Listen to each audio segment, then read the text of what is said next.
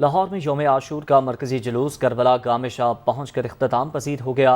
मरकजी जुलूस गुज़श्ता रात निसार हवेली से बरामद हुआ था। जुलूस की सिक्योरिटी के लिए सख्त इंतजाम किए गए थे। मज़ीद तफसीलात जान लेते हैं हमारे नुमाइंदे मुदस्सिर हुसैन से। जी बिल्कुल, यौम आशूरा का मरकज़ी जुलूस थोड़ी देर पहले इख्तिताम पजीर हो गया। किस्ता जो रात 4:30 बजे जो जुलूस जो है वो निसार हवेली से बरामद हुआ था। अभी जो है जुलूस जो है थोड़ी देर पहले इख्तिताम पजीर हुआ है। शहर का ये मरकज़ी जुलूस था जिस पर लाहौर पुलिस के 10,000 एहलकार जो है वो तैनात किए गए थे। लाहौर पुलिस की तरफ से जो है वो 370 करीब लेडी एहलकार तैनात की गई, जो मुकम्मल चेकिंग के बाद जो है वो तमाम जो ख़वातीन अज़ादार हैं उनको जुलूस में दाखिल होने की इजाज़त देती रही। तमाम रस्तों में जो है वो इजाफी 900 के करीब कैमरे लगाए गए, जिनको जो है वो IG ऑफिस में एक कंट्रोल रूम बनाया गया था जहां आला अफसरान जो है वो मॉनिटर भी करते रहे।